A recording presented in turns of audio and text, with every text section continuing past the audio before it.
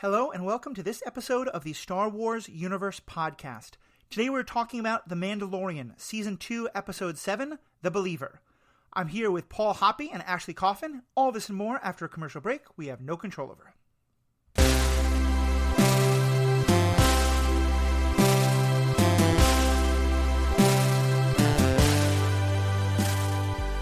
Welcome back. My name is Matthew, as I said. I'm joined today by Paul and by Ashley.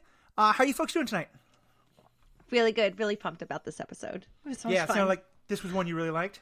Oh, yeah. This is my favorite so far. Nice. I enjoyed it as well. Not quite my favorite, but up there for sure. Mm-hmm. Yeah, I think so too. I think this is one of those episodes where I really enjoyed it. And I think like it hit some of the emotional beats that I really wanted all season. And then when I started thinking about the details they used to get to that, I was like, wait, that didn't make sense. That didn't make sense. So I'm going to have fun talking about it with you all. I was actually about to say I maybe didn't actually have any complaints, really. But we'll get to yours, and then I'll tell you why you're wrong. No. I was like, wow. Probably just No. We're going to save that for the people who think Hayden Christensen is a good actor. And I always have complaints, just to put that out there. I know. So let's start with the positive stuff. Ashley, what makes this such a good episode for you? I was kind of telling you guys earlier, I'm a little bit, partial to this because I love Bill Burr so much. He's definitely one of my favorite stand-up comedians, and I've followed his career for years. So, this honestly was the best acting I've ever seen him do. And he's been really trying to break into the acting recently. And I was just, so proud of him. The intense scenes, he hit the mark for me. And he was funny, the humor in this one. I loved that. There was explosions, too. This really hit, all my checkpoints for what I want out of an episode. I will say, I was surprised to learn that he hasn't done much acting. And I remember watching this thinking, why was he not used more in the Prison Break episode in Season 1? Because I was really touched. I thought I thought the acting performance he gave was very nuanced and really, let me know who this character is, why he's so conflicted about this, and just made him I think I texted to Paul, well, Disney forgot something. Where's the Star Wars Mayfield TV show that's coming? Oh, right. My God, please. He certainly could show up somewhere, though. I would be surprised if he doesn't. Oh, yeah, I'm sure. He redeemed himself. People were really mad at him after Season 1 for pushing down Grogu. Oh, yeah, that's right. He was like, I didn't do it. It wasn't real on his podcast because he does the Monday morning podcast every day. He was like, everybody came for me. All your messages. It was a puppet. I didn't watch the recap because I didn't have to this time. I'm somewhat guessing they didn't show that scene in the recap. I remember texting you. I was like, oh, Bill Burr's coming back. Did you say anything? You're like, who? I'd heard a couple of people talk about this as the Bill Burr episode, but yeah, I had no idea who that was. But I really loved what Mayfield did. I thought it. I feel like this episode gave us really a sort of behind the scenes of the Empire in a way that we haven't really gotten before. Yes. First of all, we got a little bit in Rebels. Yeah, definitely. It felt a little Rebels-y to me in that way. Yeah, I think that's true. But I got to be excited about TIE fighters. I got to finally be like, go get them. Right? Yeah, pew, pew, pew. And of course, now, all of a sudden, the TIE fighters and stormtroopers all are perfect shots right when they needed to be. Right, now they can hit stuff. Well, I think the Bill Burr character is referred to as an ex-Imperial sharpshooter, which I wasn't aware they had. But... Yeah, that's not because they can't hit anything. Very, I mean, we didn't see right, the Republic drop troopers of... Right, yeah. So I'm willing to believe that exists. And if you can hit anything, you get to be a sharpshooter. Yeah, exactly. And, maybe just they keep the TIE fighters for the remote bases that no one's ever heard of. That's where the good TIE fighter pilots That's where the good TIE fighter pilots are, yeah. He definitely got, all the best lines. He's like, oh, the shame. What would they say on Mandalore? Mm-hmm. He has on this stormtrooper outfit. I was dying. I also he's a good actor, but he was also hilariously funny. I mean, all the scenes with Cara Dune and the prison guard, which, by the way, you want to talk about the New Republic being a bastion of goodness and justice. There's a great line, I think it's from Nelson Mandela, where he says that you can judge a society by how they treat their prisoners.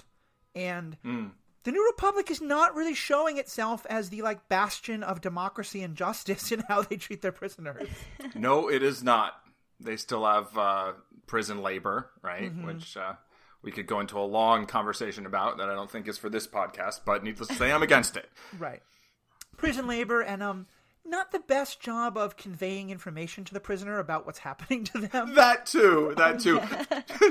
Switch to your new task in 3 seconds or you will be terminated or whatever they were going to do. I don't know if they're going to terminate him, but there was definitely something bad going to happen to his body. Well, so in terms of being funny and having a lot of great lines, I'd like to give some credit also to the director and writer of the episode, Rick Famuyiwa, who has written and directed films like The Wood, Dope, and directed the HBO television movie Confirmation with Kerry Washington as nice. Anita Hill. Yeah, which I saw. It was very good. Very, very, very different tone of this. Very different. But at the same time, I mean, there's something very political about this episode. Yeah. I think. That's right? very true. And there's a lot of political commentary, some of it overt and some of it maybe not as overt. I mean, I think showing the New Republic treating their prisoners poorly, it's not that it reflects well on the Empire, but it's sort of like, hey, the Empire wasn't the only, bad, powerful institution that there's ever been, right? Yeah, it's like what Mayfield says when they're on the planet. He's like, the Empire, New Republic, we're all just invaders on their land. Right. Yeah. Like that scene was layers and layers. Yeah.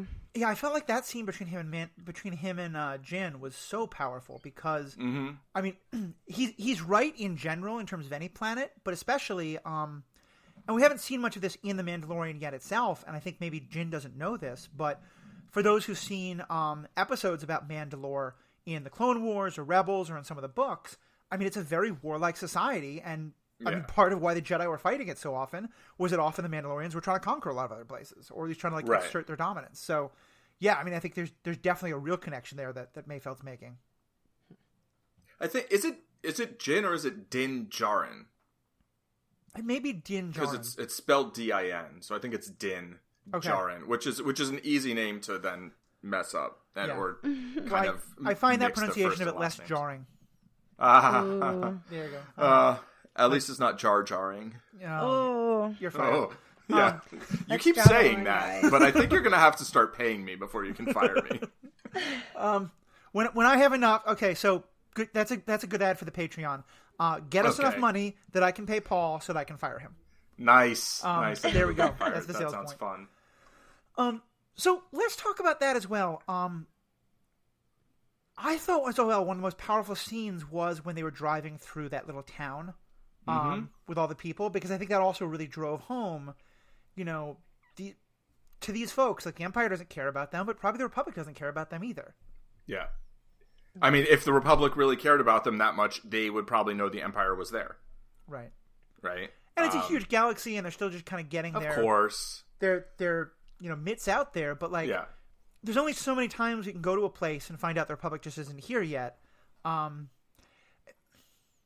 This is hard to talk about, but I feel like, 10, 15 years ago, I thought that we would never, ever go back towards any kind of fascism in any part of our, civilized world, whatever you want to call it.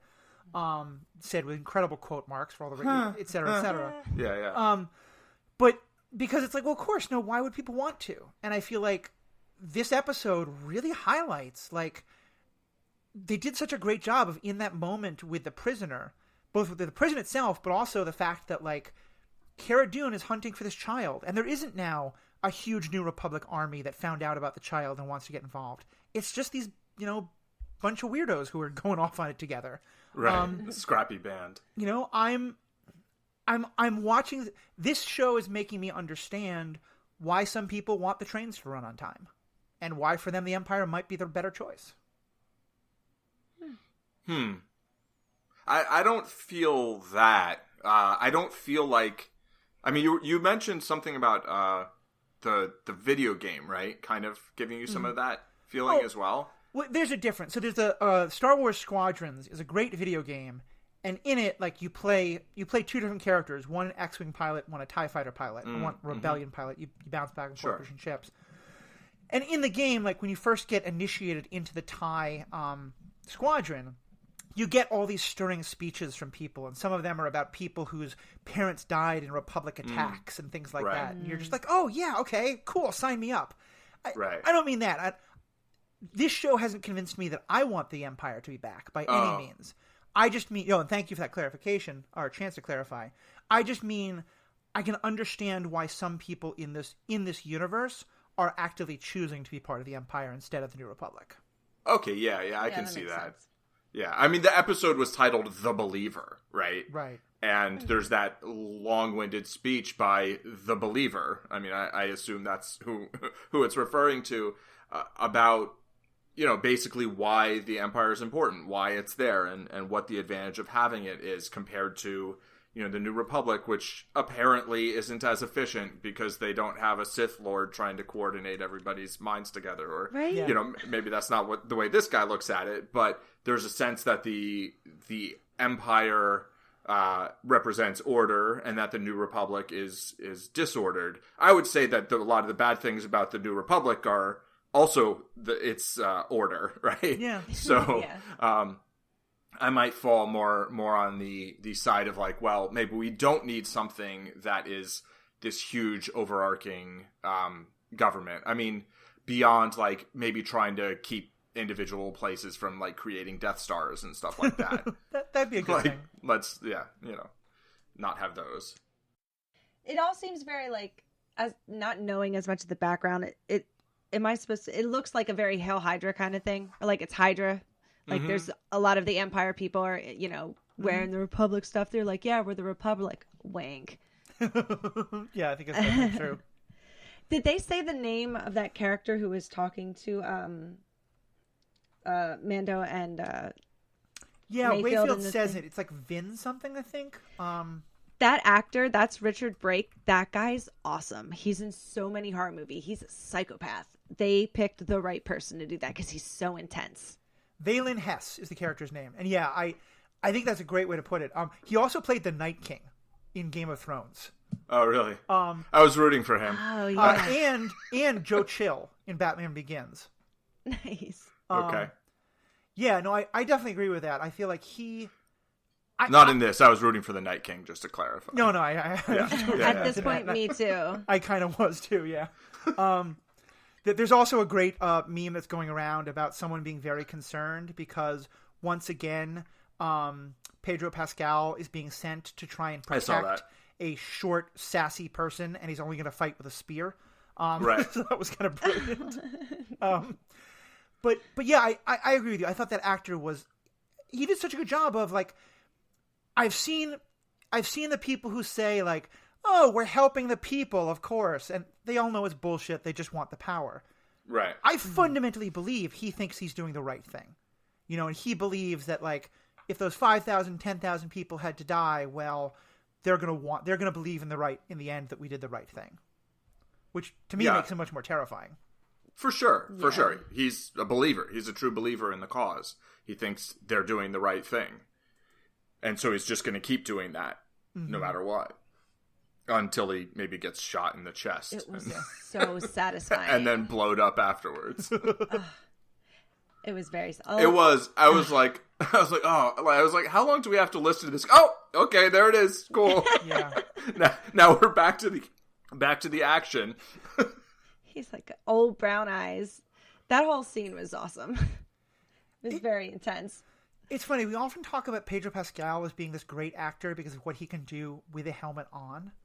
I don't know if you all felt this, but I felt like the body language from him was so fundamentally different because the entire time he had his helmet off, you could just see how incredibly uncomfortable he is with people seeing his face. Yeah. And yes. Like, there's that scene where Mayfeld is starting to go like off, and you can see that Din is getting concerned. But instead of giving him, like, the look that we often see, he gives him this kind of, like, nervous, like, are you sure look? And it was just so different than anything we've ever seen from him. And I just thought, like, that whole scene, I could tell, like, exactly what was in Din's head in terms of how conflicted he was about taking this helmet off and fighting all of his, 30 or 40 years of training. And then just being so uncomfortable with people talking to him. Mm-hmm. And I love that Mayfield was like, I won't tell him I saw your face. I was like, yeah, he was just like, it didn't even happen. Yeah. Yeah. Well, which I thought was kind of perfect for Mayfield, because part of what he's saying is like, hey, I'm going to do this really sweet thing for you. But he's also saying, hey, right now, at this moment that you're very pissed at me, that my emotions caused us to get in incredible danger, I'm going to remind you of this good thing I'm going to do for you. Oh, I was thinking even more just like if you see like if you see the face of somebody taking you hostage, like they're more likely to kill you. So like, I feel like he was more saying like, hey, I didn't see anything, don't kill me, you know? I thought he said it more compassionately, but I might just be, womaning it up. I tend to go for the compassion pretty often. I think there definitely was some compassion Listen, there. I won't tell him I saw your face. And he said something else, but I can't remember because I was too stuck on, aw. Yeah. But what did you all get a similar sense of what Din was going through and how Pedro acted that? Yeah, fish out of water. He's like, oh, God. Just blank. What did he think happened to him? I thought that was perfect way to describe the face he was making. Like he couldn't hear or a bomb went off by his head. I think it was something like that. Yeah, his ears had been damaged. Because he really was just making that, I don't know what to do face. Yeah, almost like he was experiencing a trauma at the time, or like reliving a trauma. And I mean, I don't really know him so much from Game of Thrones. I kind of saw that one scene and hated it, but and I was like, oh, I'm glad I quit this show. But that almost made my husband quit the show too. Yeah, no, I was just like, anyway. That was his favorite character, and he was like, I'm done! I did almost quit the show, because I had for 6 months quit the books because of that scene, so... Oh, really? Okay, wow, yeah. Anyway... Good job. Okay. I do really enjoy him in Narcos, which he's in the... Well, maybe I shouldn't say how many episodes he is or isn't in, because a lot of characters get killed off on that show, so there would be less suspense. He's in a good number. But he's an important part of that show, and I'm very familiar with his acting abilities from it, and it was great to see him kind of get to sort of flex them a little bit more in, because I think he's great with the helmet on. Yeah. And that's amazing and super impressive, but it's nice to also give him, a chance here to really develop, get a little another angle, right? A different angle, a little more depth. And I think the comment you made about trauma is actually very insightful, and I hadn't thought of it this way, but I think it's true. And I mean, I cannot speak for everyone by any means. I am someone who suffered a good deal of childhood trauma, and I've so both gone through a lot of therapy about it, but also studied a lot about the therapy about it. And, one thing that comes up often is that, like, there's a security blanket effect of, like, the one way to feel safe is to have, like, something like that you hold on to, like a particular part of your outfit or a particular thing that you do, or the safety blanket, literally. Yeah. And I think an ethos. In some ways, that thing of like, no one's ever seen my face, that's what keeps him safe. That's what keeps him protected. Mm-hmm. And so, I think that's a great insight. Plus the religion side aspect of it. Mm-hmm. For the Mandalorians, right? He was like the zealot side. Oh, yeah. Paul, you talked about the believer. I think there's actually a couple of believers in this episode, and I think Mando is very much one as well. Like, yeah, and he's at this point though he's questioning that, right? Because that's already been set up with Bo-Katan being like, hey, that's really just a few Mandalorians who do that. The rest of us, that's not our thing. Yeah. So don't think that's like the Mandalorian way. That's the way of this, the Children of the Watch, right? I believe. Right. And then also he's seen Boba Fett, right? Who's Jango Fett's son/clone. And he doesn't always have his helmet on. And, Jango didn't either, although I don't know if he knows that. But so I think he was already questioning that. And we didn't see a whole lot of that explicitly, but it was there under the surface. Yeah. And now there's a situation where it's like, either hold to this thing that you've already been questioning, or have a better chance at saving your kid. And it's like, well, if he hadn't already been questioning it, it's a little different question. Mm-hmm. But, now it's like, okay, well, there's these other reasons that maybe I already, don't need to do this way. Yeah. That'd still make them kind of. It's like his first time doing it. Mm-hmm. You know, like, But second, right? They did it once in the first season. I feel like once a season we're gonna see that his was with face. the robot. Like, Yeah, right? Yeah. Each time it's gonna be a little more, and I mean, I will say, like, I hope so. What is it, like We'll see 5 or his 7 chest. minutes into the episode, they make a reference to like the face scanner and how, you know, and he says, no, don't worry, I'll cover my face with that. And at that moment, of course, I knew he was we were gonna see his face. 100%. But it was so well done, and I know I've been saying the last couple episodes that I was a little frustrated that we hadn't had a payoff yet to him having that encounter with Bo, having this encounter with Boba Fett, and I wanted to see him like starting to like deal with the paradox between his beliefs and theirs. And I thought this was just the perfect way to do it, because you're right, he never actually talks about it. But I think you're right. I don't think he does this unless he's already had those experiences this season. Mm-hmm. Mm-hmm. There's a dog. Can you guys hear that? I can. Yes. It's not mine. So I will say there, though, that is one of the things that did bother me a little bit. Again, one of those, like, in the moment, it's so powerful, I get caught up in it, but later I think about it, I'm like, that doesn't make sense. Why do you have a face scanner that isn't scanning a face to recognize the face? It's just like, oh, yep, that's a face. Okay, we're good. I'll second you. I was like, why are you guys being so shady? Like, stop acting so shady. What are you doing? That guy is staring at you because you guys are acting shady. Yeah. It also looks like a really ancient ATM. Yes, that's also very true. Yeah, so I mean, did you have any more understanding, or was that just kind of a plot thing of we need a reason why he has to take his helmet off?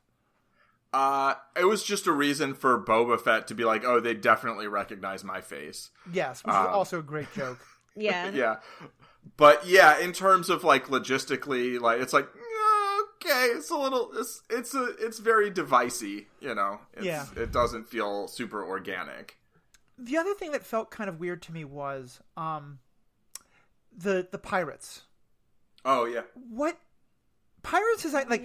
I feel like on the one hand they've set up the idea that the people in this area are not happy with the Empire being there. Mm-hmm. But they call them pirates and they make them a different race. So they're not fighting the Empire, they're just stealing stuff. And so they're just blowing it all up instead of trying to steal it. So does that even make them pirates? They're not stealing anything. This is my Feels question. not very piratical to me. So I was going to call this the Mad Max episode. Actually, she said that. She's like, oh, it's like Mad Max. I'm like, oh, cool. I'll make a note. I'll call this the Mad Max episode. But really, it was more like the Mad Max sequence, right? Yeah. The whole road warrior aspect. Yeah. The whole road warrior, and it's like this fuel or something like that, right? That it's precious that they're trying to, yeah. The hope it doesn't blow up-ium, whatever. Yeah. Very well put. But you know, it was unclear what the relationship between the villagers and the pirates is, because they look different, right. And but it's clear that the Empire shouldn't be on that planet doing what they're doing, and I think it's clear that neither the villagers nor the pirates want them to be there. Right. But I thought it was just going to be the villagers being like, yeah, we're sick of the Empire being here, we're blowing your shit up, and then it was like this totally other group that. I think I would have preferred that it was the villagers, but if it was the villagers, it would be like, oh man, like, are you really gonna fight off all these villagers and kill them all so that they don't, like, we don't know what the goal of these pirates was exactly. Clearly it was some kind of sabotage. Mm-hmm. Yeah.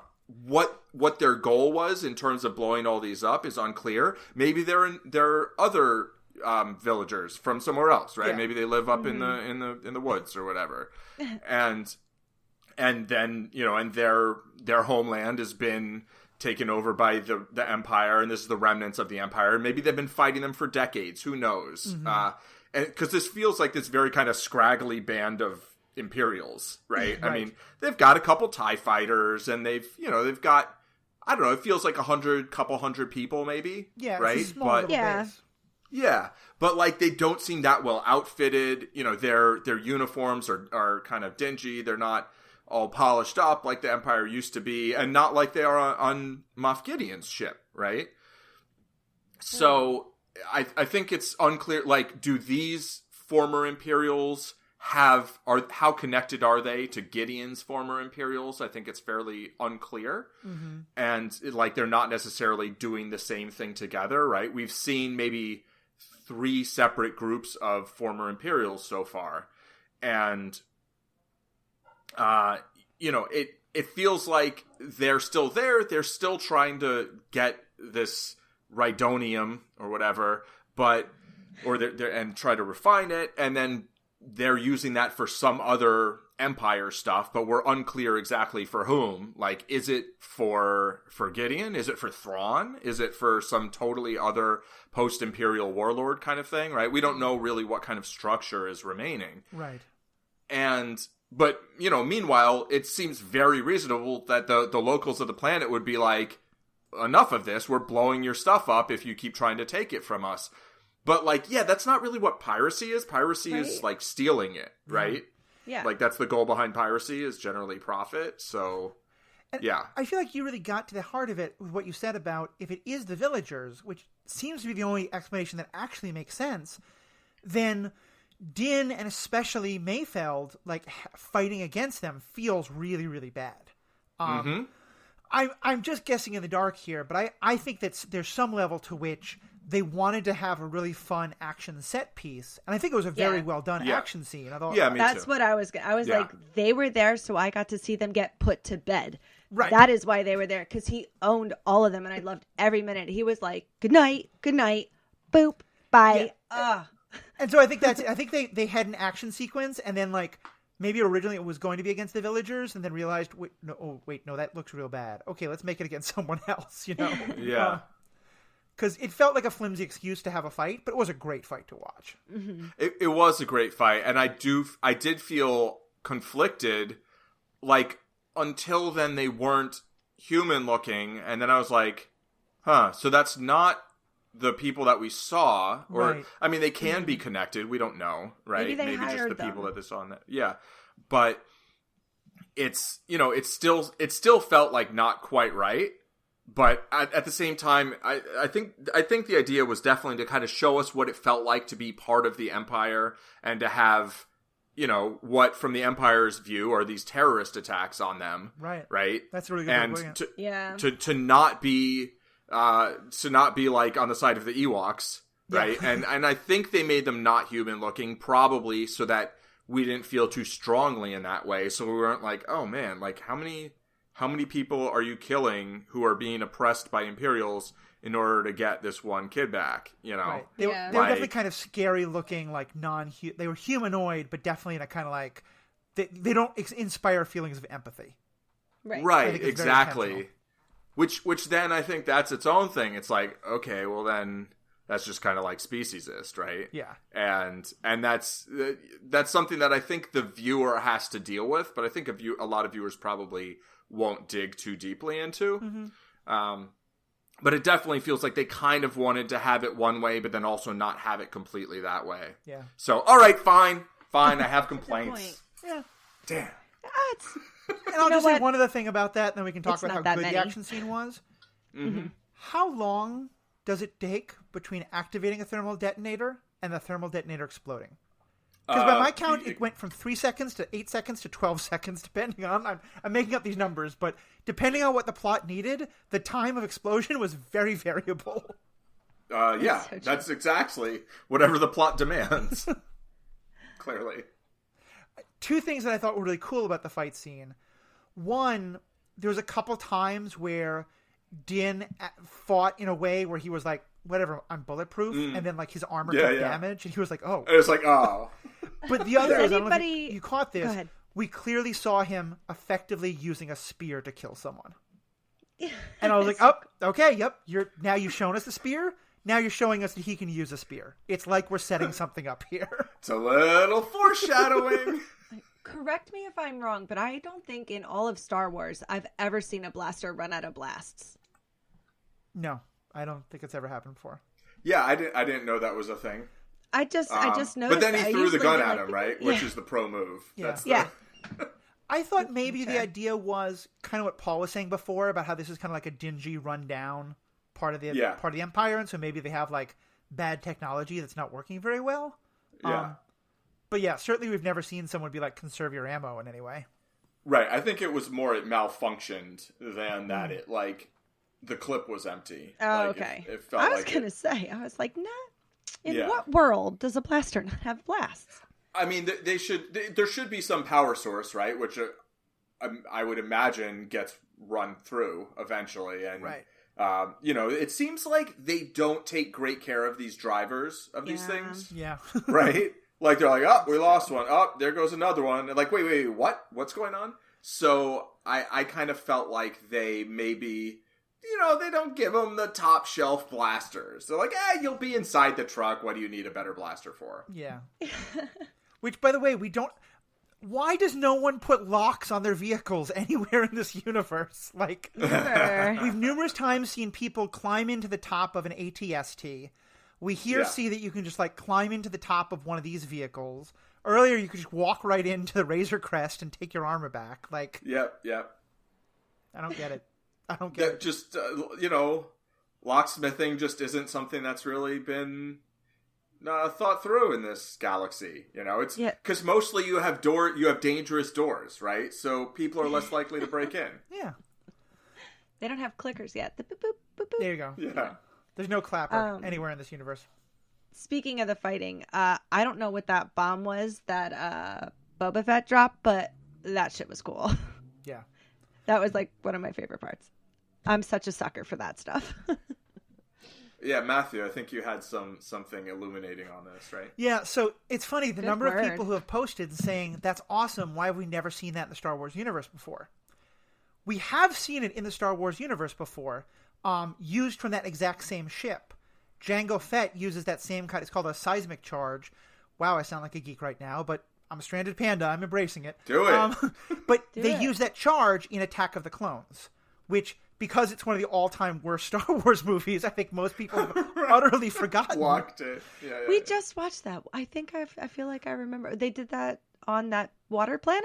No, it's when Obi-Wan is chasing Jango Fett after leaving the water planet.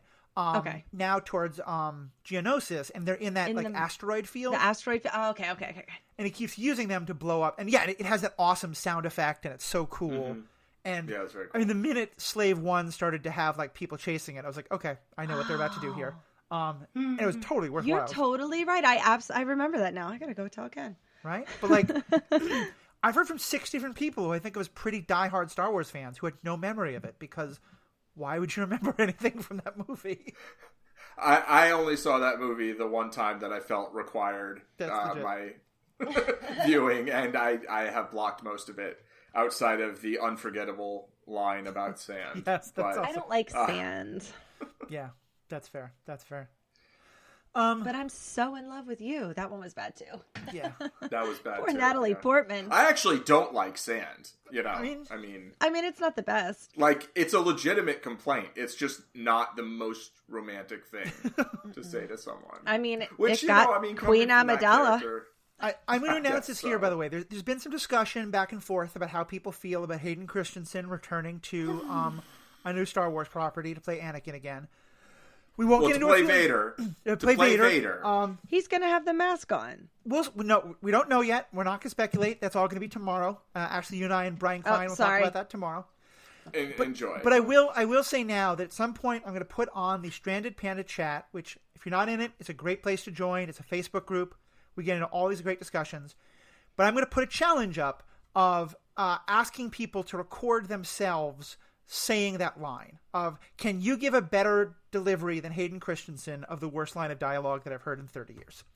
So keep your eyes open for that challenge. That's a low bar. Because I think it's a very bad line. I also think it's abysmally delivered by a terrible actor. But anyway, that's putting my soapbox aside. What else? What other kind of parts of this episode do folks want to chat about? I like the one part with Mayfield and Mando kind of looping back to what we were talking about taking the mask off. How he, what was the point he made? He said something along the lines of, like, what does it mean do you have to keep the mask on to hide your face, or do you have to keep the mask? What did he say, guys? Help me. You know what I'm talking about. Oh yeah. Is it that you can't take the mask off, or that you can't show anyone your face. Yeah. Because there's a difference. Oh, Yeah. right. Because that's a justification for putting on a different helmet instead. Exactly. Right. Yeah. I should have said that back when we were talking about the other stuff, but it just popped into my head now. And my sense is that, I mean, and this is something that happens a lot, like when you have these very, very strict religious rules, and then all of a sudden, like, you know, corner cases come up, things we're not quite sure how they apply.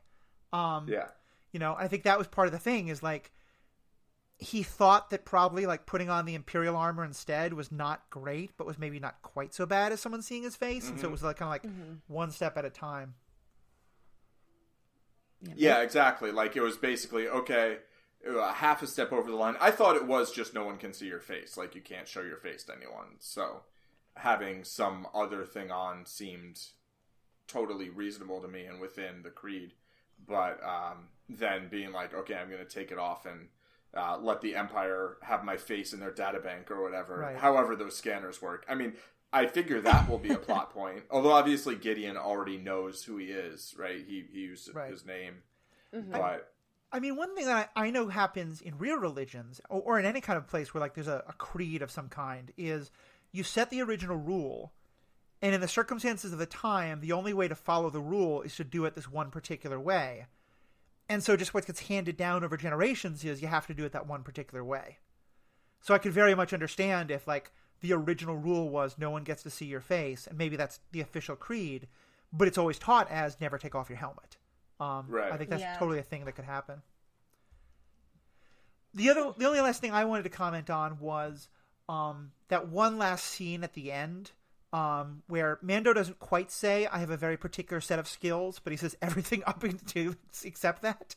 Oh, yeah. It was a great speech, but did it not feel to you like it was 100% like a Taken reference? Yeah, and I'm so here for it. It was great. Like, it's finally about time to get in Gideon's face. Mm-hmm. He thinks he's so bad. Yeah, I mean, for sure. I thought that was a callback to season 1 when Gideon said that to... He said, like, almost word for word, said it to Din. You're right. You have something I want. Yeah, that's a really good point. Yeah. Like, I think it was almost line for line. And I think that was in the pre-roll, okay. which you managed not to watch because it wasn't and it would have been like the only time that watching it might have had value. Exactly. That's hilarious. Yeah, I enjoyed Fennec and Kara as like sharpshooters. Yeah. Also, I really enjoyed the character of Cara Dune this time, like in this episode. Yeah, me too. Yeah, the character was great. Yeah, and I like separating myself. One of the things that can happen when you have a big like ensemble is that no one really gets a chance to like do their thing because you're trying to give service to everyone. And as much as I missed having them all along, I did think making it mostly just Mayfield and Mando really worked. You know, giving them a couple lines as sharpshooters, letting Jango Boba Fett say a couple cool things, but mostly having it be those two. I thought that worked. And use that cool thingamabob. Yeah, that's the technical term. Yes, the seismic charge. I mean, like everybody got to do something cool, basically, right? Mm-hmm. But it was mostly, the Din and Mayfeld show, right? Mm-hmm. It was their op. They were going in, and the support team all had their roles, which they executed really well. And I kind of thought that he was going to stick around for the final thing. I felt like, somebody's definitely going to get killed off in episode 8, and it'll probably be him. That's what I thought too. I guess it won't be him. Yeah. So we'll see what happens. Yeah. But I really missed the child. I was going to say, I Grogu. think this is the first episode we've ever had where Grogu never appears. It was the first episode with literally 0 of him, unless there was in the pre-credit sequence. Yeah, it doesn't. It's just not right. There's not enough episodes for us to not have him for a couple seconds. Well, except we need a whole just Grogu episode to make up for it. But I think it's funny. I mean, actually, on the one hand, you're saying that. You also said it was your favorite episode. I know. But so that's true. I do feel like maybe this. That's my second complaint. I don't like children. No, I don't want them to get rid of Grogu entirely, but it does feel like this season they're maybe stepping a bit back from like realizing just how much hype the child got and wanting to kind of turn that down a bit and like, because it feels like we're being kind of slowly weaned off Grogu, you know, like we're not having his cuteness carried a lot of episodes early on, but more recently has been not anywhere near as involved. Yeah, last 2 episodes he was, but his new, like, I disagree. I could watch Mando call his name for like 20 minutes straight, and he's like, Grogu. that's Make like a 1 hour loop. I could, yeah. The little man, now that he's getting like a little bit not smarter, but starting to communicate more, what they're choosing to do with him, adorable. I just can't. I can't even handle it. But squish his little face. He definitely hasn't done much in this season. Yeah. Right? In the first season, you know, he saved Din, then he saved him again, and he did a lot of healing, he did a little force choking. Like, what's he done that has had consequence this season? I guess just that stuff at the stone. I mean, he came close to wiping out a Frog's family line, but like... Sure, there's that. I mean, the stuff with the stone, I assume it has to have some payoff, even if the payoff is, wow, so sad, no one answered. But so far, we've had absolutely nothing of that. Mm-hmm. Right. He did smash those stormtroopers. I really enjoyed that. Mm-hmm. Yeah.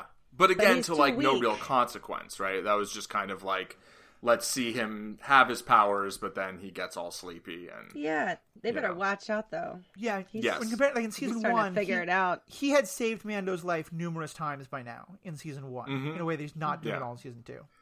Yeah, this one, he almost blew up his ship by not putting the red wire where the blue wire was, or whatever it was. And like you said, Paul, this ice spiders, where was he? Right, exactly. Oh, speaking of, so do you know who did the voices for the frog people? No. It was D. Bradley Baker, who voices all the clones in the Clone Wars show. Oh, that's awesome. As well as Appa and Momo in Last Airbender. I mean, he's been in like 600 something things. Right. Wow. I mean, he's got just an epic number of voice acting credits and acting credits. But I mean, I wonder how many different named characters does he play in the Clone Wars? It has to be like at least 24, if not probably. I think probably closer to 50. I would say it would probably close to 100, but yeah, I mean, maybe 50 is more, but yeah, certainly dozens. For sure. And I mean, the Bad Batch, are they going to have anybody else? Okay, that's for tomorrow. Yeah. But he's going to have a lot of lines. We'll just say that. Matthew, you got retweeted today, didn't you? Yes. Both Paul was the one who introduced me to Paul Sung-Young Lee. I hope I'm pronouncing that right. And also got me watching Kim's Convenience, which I'm fighting hard against the idea of covering it on Superhero Ethics because it's so far away, but it's such a good show. Well, when Shang-Chi comes out, then we can like do an episode that like talks about it, even if it's mostly about Shang-Chi. Possibly. But yeah, so that actor, Simu Liu, he was the X-Wing fan, and and I think we put up the video of this a couple episodes ago. But he's also a fanatical, in the best possible way, fanboy for Star Wars. I mean, when he got offered this part as the X-Wing pilot, my understanding is he basically said, like, I have my own uniform, like, because he cosplays it so well. Yeah, he's got like seven Star Wars costumes. Yeah, and so we've been tweeting a lot of stuff at him, and I today tweeted something about how a lot of people want him to be in one of these new shows that's coming out, and I tweeted something along the same lines, and he retweeted that with a comment, which I thought was really, really nice. So maybe one day he'll be a guest on the show. I think that's a high bar to clear, but we're gonna keep working towards it. So that would be awesome. If you are listening to this and you're a big fan of his as well, send some of our love his way. Tweet him. Yeah. Anyone else? Any other last comments as we wrap up? Well, this is just on what your last point was, which is that if they make those shows and he's not in any of them, I don't know why I would watch them. But I mean, the Ahsoka one I'm going to watch. Just come on. I do wonder if somewhere at Disney they're like, oh hey, this actor is popular in this like off the wall Canadian show that no one's ever seen. Let's stick him in 5 minutes of a Star Wars episode and it'll be fine. And now they're like, oh my god, what monster have we created? We have to give him his own show now. What's happening? No. First of all, it's on Netflix, and a lot of people have seen it now. I know it was like not as internationally known, but still somewhat. Yeah, that's fair. But so, it's on Netflix in the US, so you've got hundreds of millions of people who could watch it, and not to mention worldwide. And Dave Filoni said he's a fan of the show. So I think maybe the execs at Disney didn't know what they were getting into, but Dave Filoni certainly did. Yeah. Although maybe if he could stop asking people from Alderaan if they knew anybody who was on the planet when it blew up. Yeah. Although, you know what? I'd said that I thought that was a horrible line, but then Ashley, when you were like, I thought he was kind of like negging her, I think you're maybe right. And like, I don't know. In which case it's like, ooh, that's cold, But it's cold, also but it's what you got to do when brilliant. You need people to fall in line. And I mean, who's she working for now? Yeah. See, I thought it was like, I experienced this in various places, especially when I was a pastor and doing a lot of funerals and stuff like that. People often have no idea what to say in response to tragedy. And so they say the stupidest, most awkward nonsense. So I could also see him being like, I could also see that pilot saying that, and then 5 seconds later being like, why did you say that stupid thing? Why did you say that? Right. Yeah. That would be an awesome, like the existential stormtroopers thing, where there's just like the whole, just like seeing like the character, the I think Carson Teva, right, is the name, of the character. I think that's right. I think Captain. Yeah. So. Like a scene like him like talking to like the other X-Wing pilot who was Dave Filoni in the other episode, being like, oh man, and then I said like, did you lose anyone? Like, can you like, I was like, and as soon as the words came out of my mouth, I was like, oh my god, she's from Alderaan. Of course she lost someone. She lost everyone she knew. Like even like, I'd love it if he's a star in the show, but if you have to give him just a cameo, maybe it's just our heroes walk into a pilot's bar and just overhear that conversation in the background. Perfect callback. All right. But she is working for the New Republic now, so, Yeah, so it did work. I guess so maybe it was a negging like that, Maybe it was. He held his stare a little long after it. That's what I do when I'm silently judging someone. I'm like, did you do that thing? Okay. Didn't you? Okay. Long stare. In Star Wars, Appa is from Philadelphia. I got it. Okay, that's a possibility. That's a strong possibility. I saw the side eye. Toronto, Philadelphia. All right. Well, I keep throwing in one last thing, but either of you have any last ones before we wrap up? I think I'm good. This was just a lot of fun. It was a great episode. Yeah, I really enjoyed it, and I think it did exactly what it was supposed to do in terms of setting up the last episode of the season.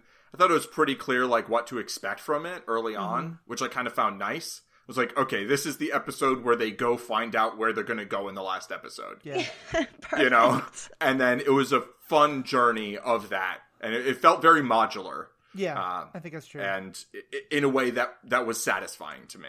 Right, and in a way that didn't feel side questy the way it's been. It's just much more like step A of the quest, step B of the quest, step C of the quest. In a way that I really exactly. Liked. This is the penultimate step of this season's quest. Yeah, basically. Exactly. Well, this season's new quest, since things went horribly awry. Yeah, I think that's fair. I'll say actually one last thing I wanted to say because I'm terrible and it's my show. So haha. But Paul, you and I last time talked about with Riki about how the Robert Rodriguez directed episode felt like there were some parts of Desperado that we definitely felt coming through. And Desperado, for anyone who hasn't seen it, is a wonderful movie in all sorts of levels. Raises some interesting questions as well. We talked about this in a superhero ethics episode a long time ago. But one of the standout parts of it is that people die in what I think can best be described as hilariously gruesome ways. Like, they keep finding ways to make them meet their deaths in ways that if you were thinking about it, you'd be like, oh, that's terrible. In the moment, you laugh, and then you're like, oh, what's wrong with me that I'm laughing? Yeah.